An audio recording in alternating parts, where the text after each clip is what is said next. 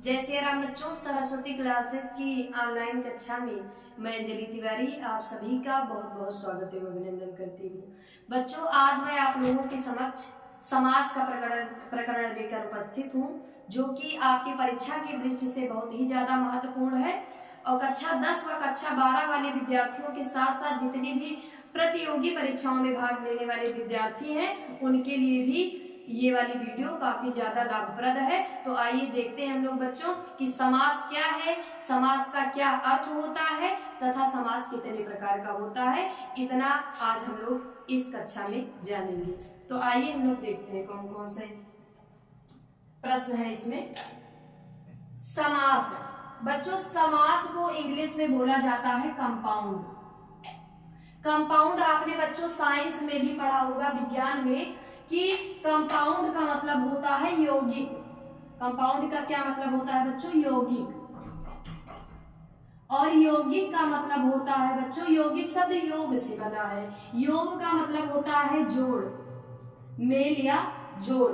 यानी संधि और समास लगभग मिलते जुलते हैं, लेकिन फिर भी उनमें कुछ अंतर है। तो समास का मतलब भी मेल होता है, लेकिन संधि वर्णों के मेल को हम कहते हैं और समास शब्दों के मेल को हम कहते हैं।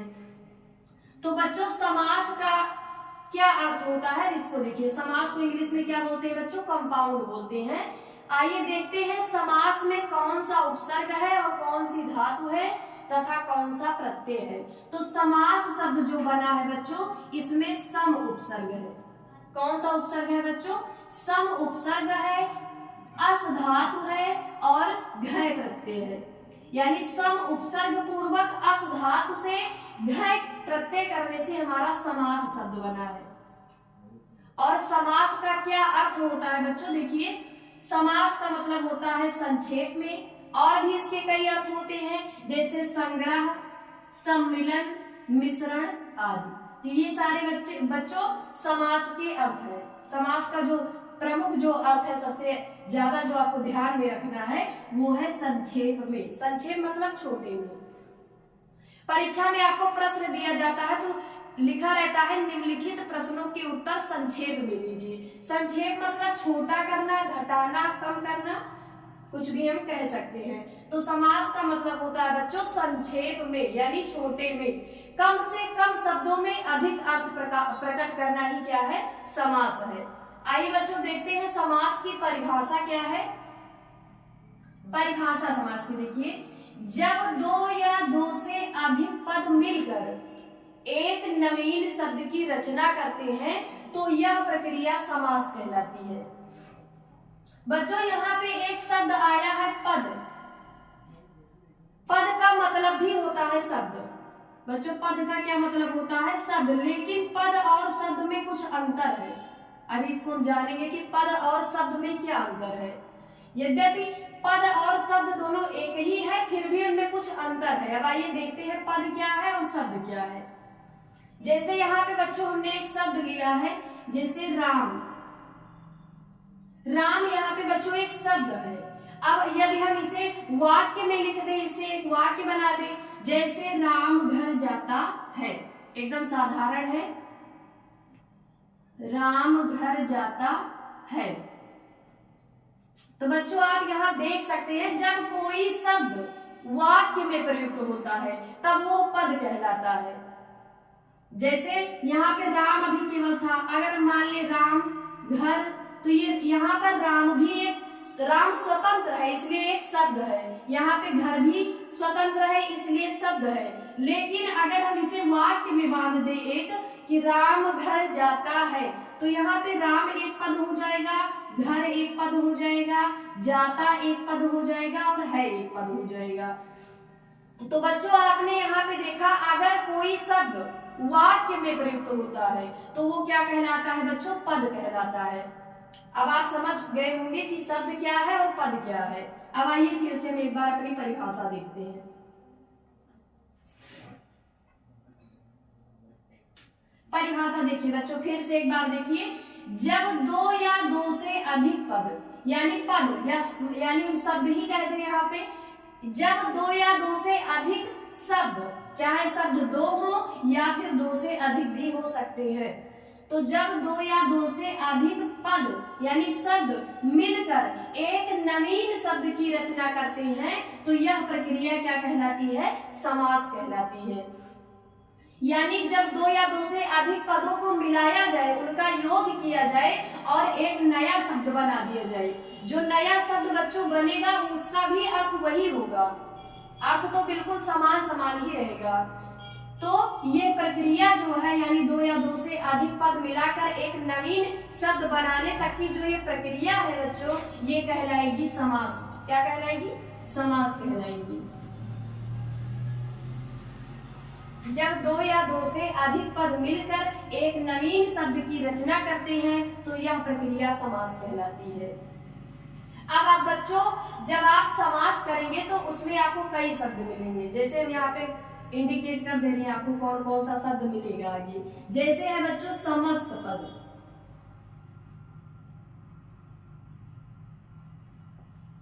एक है समस्त पद यानी जिसे हम सामासिक पद भी कह सकते हैं, सामासिक पद।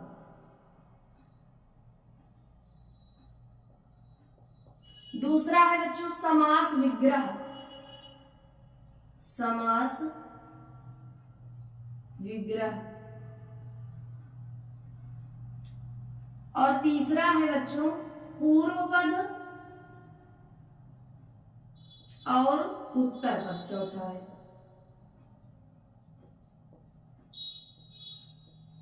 अब आइए बच्चों जानते हैं समस्त पद क्या होता है। बच्चों जब परीक्षा में आपको कोई शब्द दिया रहता है जिसका समास विग्रह करना होता है तो जो शब्द आपको दिया होता है वो समस्त पद होता है। जैसे हमने यहाँ पे एक शब्द लिया गंगा जल, गंगा जल, गंगा का जल यानी गंगा जल, गंगा का जल गंगा जल। तो यहाँ पे बच्चों ये गंगा जल क्या है? समस्त पद है।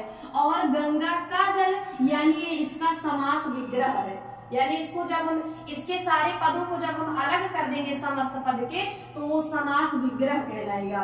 और यहाँ पे पूरा पूरा पद ही लिखा है तो यानी ये गंगा जल आपका क्या हो जाएगा बच्चों? समस्त पद हो जाएगा। अब यहीं पर जान लेते हैं पूर्व पद क्या होता है और उत्तर पद क्या होता है। पूर्व का मतलब होता है बच्चों पहले वाला और उत्तर का मतलब होता है बाद वाला। तो गंगा यहाँ पे देख सकते हैं, गंगा ये जो हो जाएगा ये पूर्व पद हो जाएगा और ये जो जल है बच्चों ये हो जाएगा उत्तर पद। यानी जो पहले वाला शब्द रहेगा वो हो जाएगा पूर्व पद और जो बाद वाला रहेगा उत्तर पद हो जाएगा, वो यानी बाद वाला पद। यानी पूर्व पद और उत्तर पद, पूर्व मतलब पहले वाला, उत्तर मतलब बाद वाला। तो जो पहले शब्द रहेगा उसे हम पूर्व पद कहेंगे और जो बाद में रहेगा उसे हम उत्तर पद कहेंगे। तो ये था बच्चों हमारा समस्त पद। अब आइए समास विग्रह। अभी आप जान गए कि जब समस्त पद, जैसे मान लीजिए को समस्त पद जैसे है पीतांबर, ये समस्त पद है आपका, पीतांबर हो गया, नीलकंठ, नीलकंठ हो गया, महाजन। तो ये सारा बच्चों क्या है? ये समस्त पद है। और समस्त पद जो होता है बच्चों वो छोटा होता है, उसका रूप कैसा होता है? छोटा। और जब हम विग्रह करते हैं उसका विग्रह तो वो उसका विस्तृत रूप हो जाता है यानी बड़ा हो जाता है। तो जो समस्त पद होता है बच्चों या सामासिक पद होता है वो छोटा होता है और जो विग्रह होता है वो बड़ा होता है। अब इन सारी चीजों को आप जान गए बच्चों। समस्त पद यानी सामासिक पद भी कहा जाता है समस्त पद को। जैसे यहाँ पे हमने एक छोटा सा उदाहरण लिया है गंगा जल, यानी जिसका मतलब जिसका हम विग्रह करेंगे गंगा का जल, तो यानी गंगा जल यहाँ पे क्या है? समस्त पद है। यानी जब हम इसका विग्रह करेंगे तो गंगा का जल हो जाएगा, गंगा जल यानी गंगा का जल। यानी जब समस्त पद रहता है बच्चों तो उसमें विभक्तियों का या जो संयोजक होते हैं उनका लोप होता है और जब हम उनका विग्रह करते हैं तो हम उन्हीं चीजों की पूर्ति करते हैं, यानी वही सारी विभक्तियां जो लुप्त हुई रहती हैं उनको हम पुनः प्रयोग करते हैं उनका। तो बच्चों ये था आपका समस्त पद यानी सामासिक पद। समास विग्रह भी जान गए, यानी समस्त पद जो है उसको अलग अलग करने की प्रक्रिया ही क्या है, समास विग्रह है। पूर्व पद यानी पहले वाला पद, उत्तर पद यानी बाद वाला पद। और जैसे बच्चों समास विग्रह और भी आप एक उदाहरण से समझ लें, जैसे है राजमहल। राजमहल ये बच्चों एक समस्त पद है, और जब हम इसका समास विग्रह करेंगे तो ये हो जाएगा राजा का महल। राजमहल यानी राजा का महल। तो बच्चों ये था समस्त पद के पदों को अलग करने की प्रक्रिया को ही क्या कहा जाता है बच्चों, समास विग्रह कहा जाता है। बच्चों समास का प्रमुख उद्देश्य ही यही होता है कि कम से कम शब्दों में अधिक अर्थ प्रकट किया जाए। तो यही क्या है बच्चों, समास है। अब आइए देखते हैं समास के प्रकारों पर चर्चा हम करते हैं।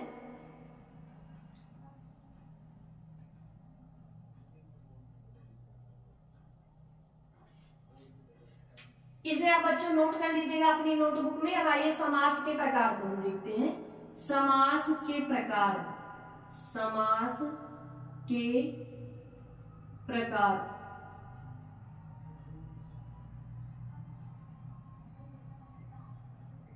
यानी समास कितने प्रकार के होते हैं, अब आइए इसको जानते हैं। तो बच्चों समास जो प्रमुख रूप से यानी मुख्य रूप से 6 प्रकार के होते हैं। कितने प्रकार के होते हैं बच्चों, समास 6 प्रकार के होते हैं। समास 6 प्रकार के होते हैं।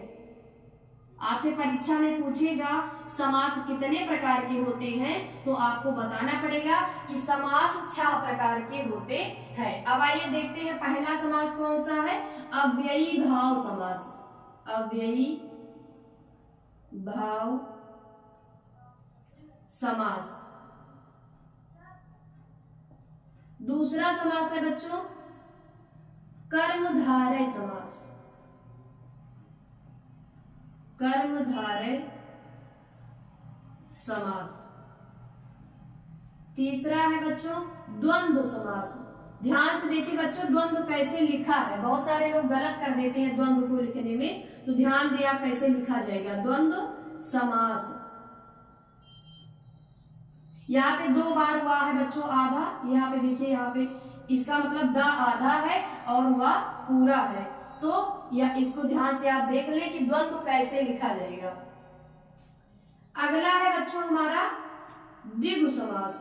द्विगु समास।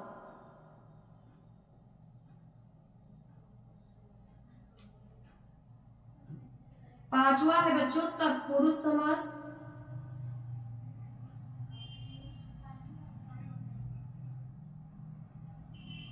और छठा है बच्चों यानी अंतिम है बहुव्रीहि समास। बहुव्रीहि समास। यहाँ पे ध्यान दे बच्चों, बहुत सारे बच्चे गलत कर देते हैं, बहुव्रीहि होता है सब शुद्ध शब्द, यानी पहला शब्द जो है वो बा है और यहाँ पे देखिए आप हुआ है, तो बहुव्रीहि शब्द शुद्ध होता है बच्चों, इसको भी ध्यान में रखिए। वर्तनी शुद्ध करने के लिए परीक्षा में पूछा जाता है कॉम्पिटिटिव एग्जाम में, तो आप ध्यान रखिए कि बहुव्रीहि शब्द होता है। तो बच्चों इस तरह से समास कितने प्रकार के हो गए, समास 6 प्रकार के होते हैं।